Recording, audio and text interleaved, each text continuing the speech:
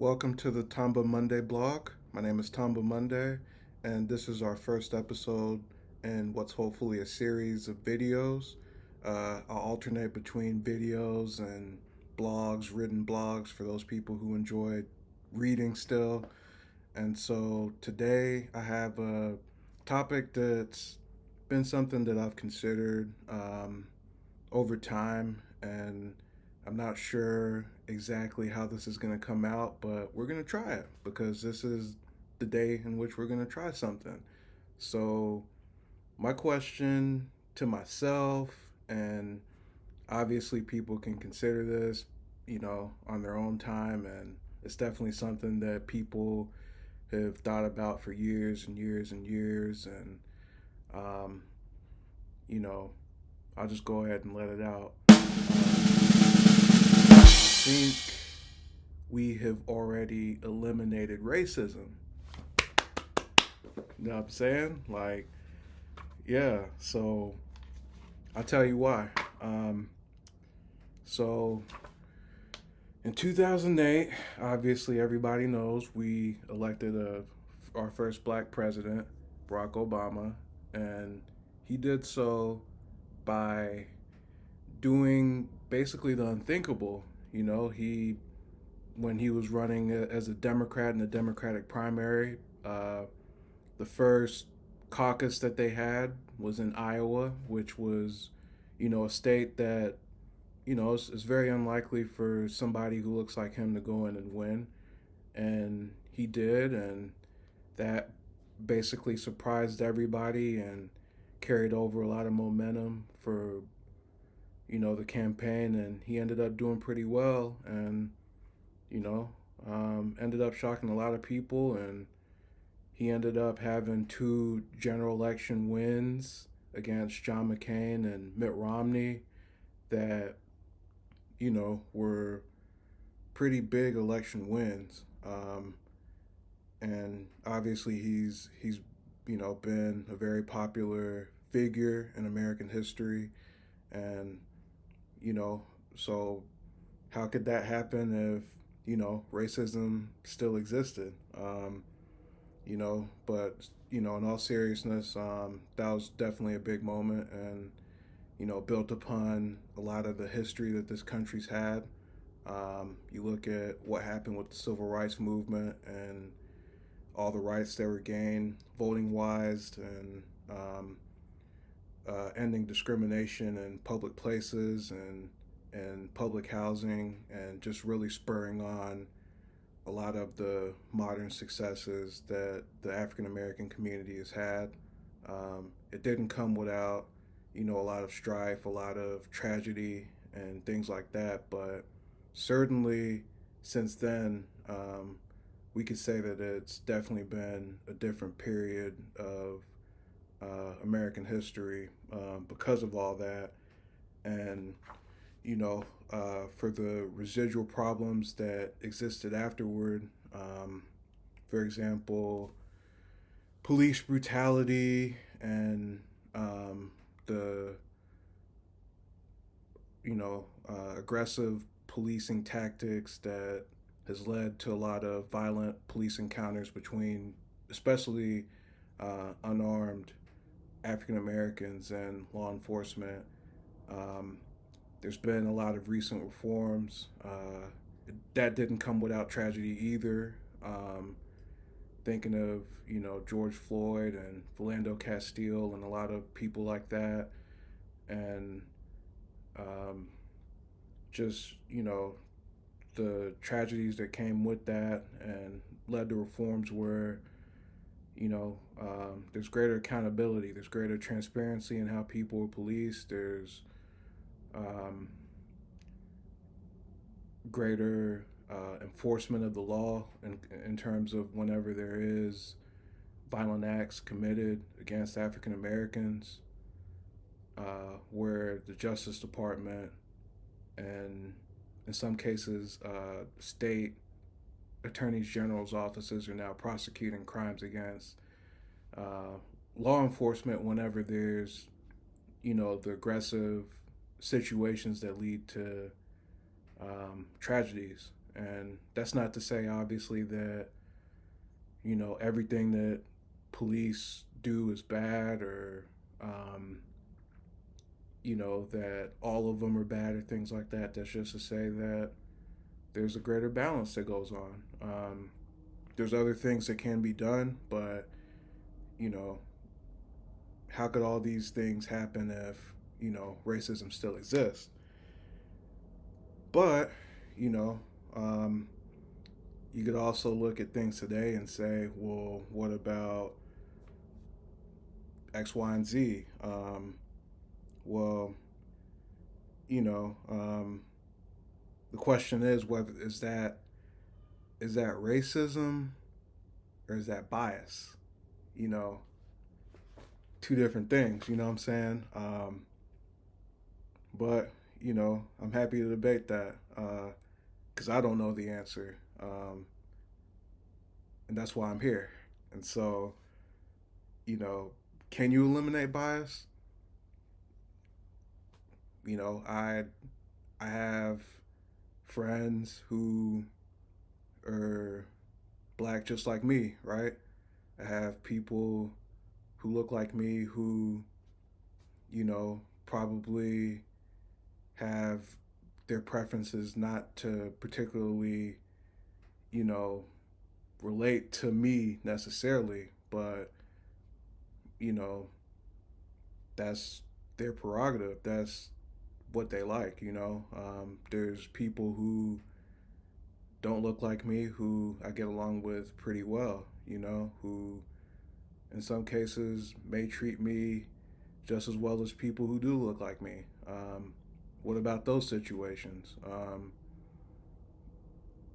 There's people who look like me who, I may defend with, a sort of racial solidarity in mind, but they may think I'm doing some sort of charity by doing that, by saying, hey, I'd support you because you're black. So, you know,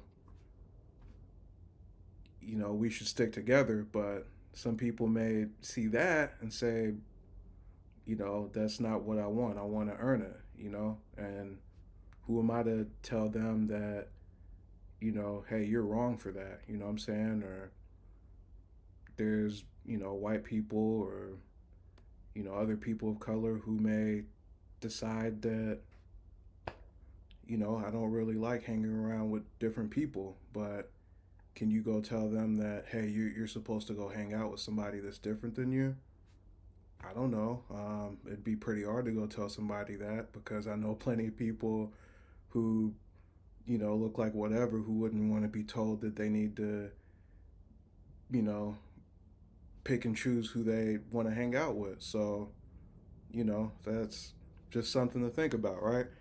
Um, and so you think about that, you think about bias, and you're like, well, what can you really do about that?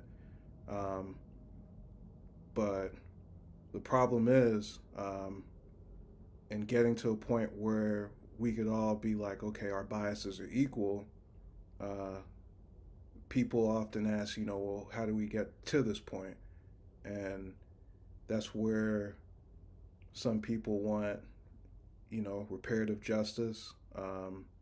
There's several people out there who study reparative justice or have looked at what happened in South Africa, for example, and what happened with the Truth and Reconciliation Commission, I think it's called, and how they were able to bring people together. And, there's a lot of anger, man, on both sides. And, that's difficult to do. And they tried to do it.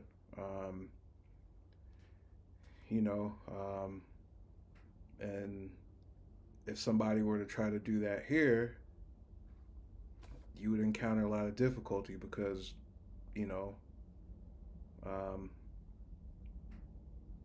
you know, people can't necessarily identify with being told that they're wrong, and me included, so that's something to think about. But there's scholars out there who are thinking about stuff like that and reparations and what the economic toll that would be on our country, in addition to how to logistically do that.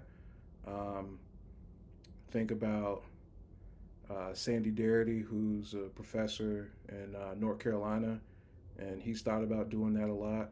Um, he's written books on that. Um,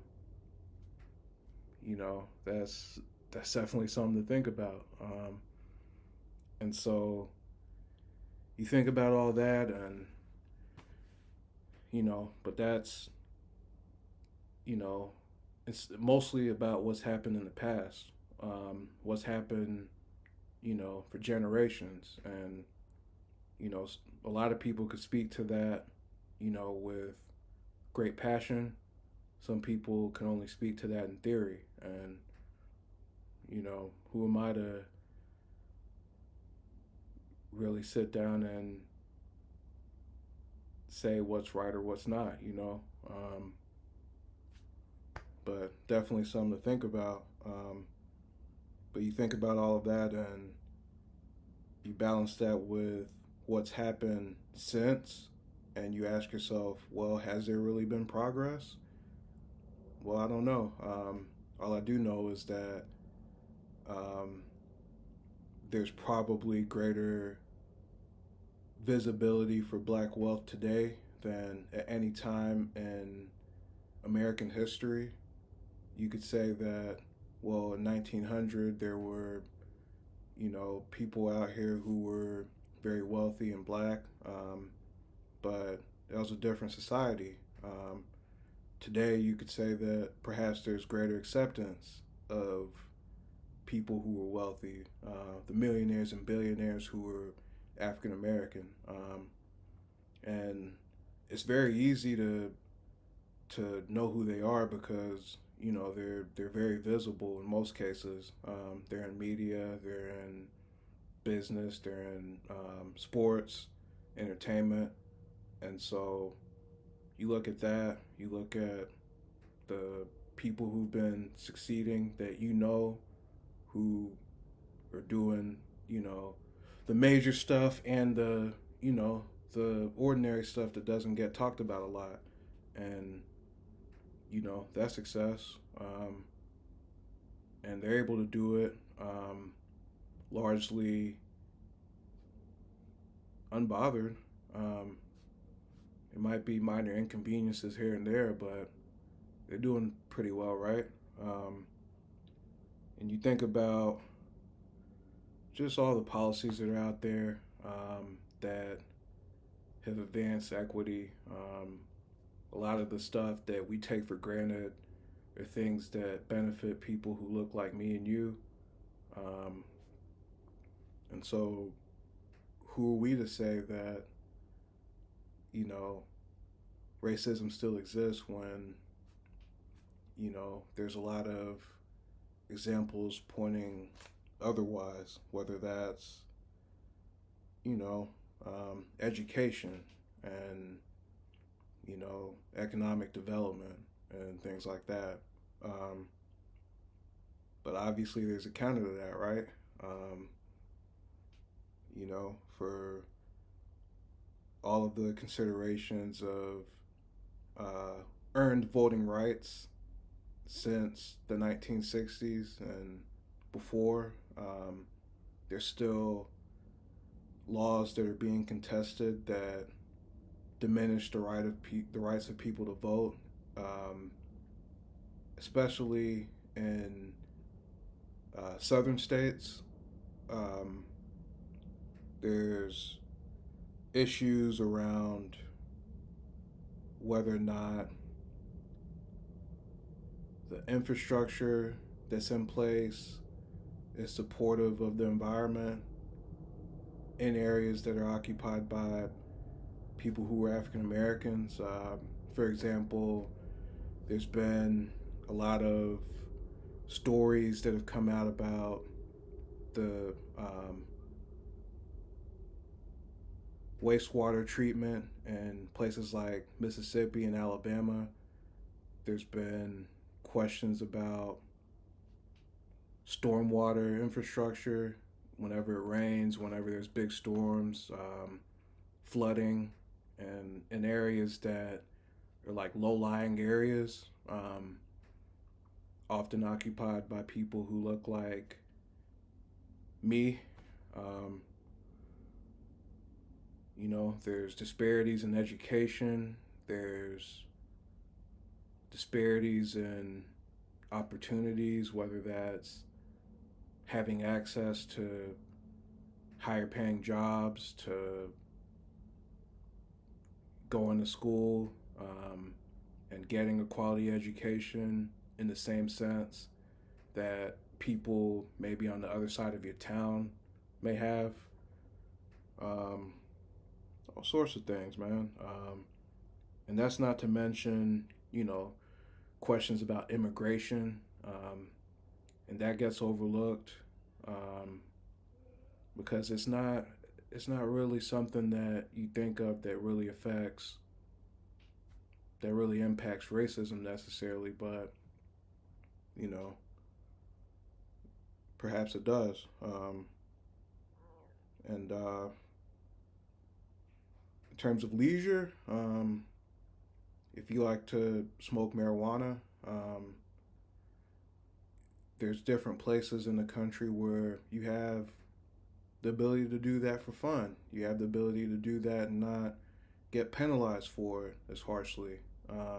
Or you have the ability to do it with medical clearance. And that kind of differentiates, or not differentiates, it differs. That's the word. It differs based on where you are in the United States.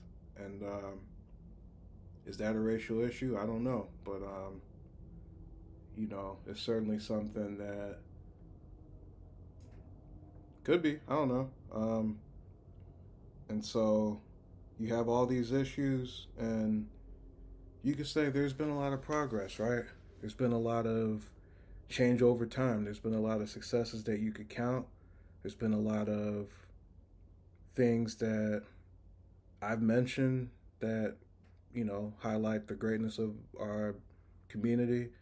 There's also things that I didn't mention that also highlight the greatness of our community, but there's also a ton of things that I didn't mention that both highlight the greatness of our community and doesn't, right? That takes away from the greatness of our community. And that's for you guys to say. That's not for me to say. And so, in conclusion, I just ask, bias or racism?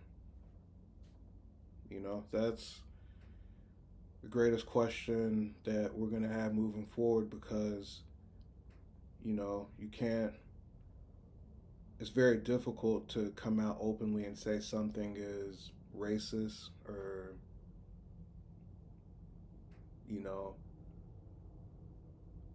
unbecoming of equity. You have to have concrete evidence and sometimes overt facts that suggest that. And so, if you want this country to move forward, you have to consider how to make it better and how to make it more equitable. And the question is whether or not you could force people to not be biased. Like, you could, I don't know, tell somebody that only likes to eat fish, right? A pescatarian, that, hey, you should like eating meat too, right?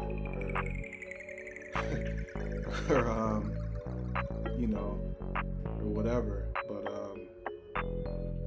it is what it is. And so I'm out, man. BJ Beats.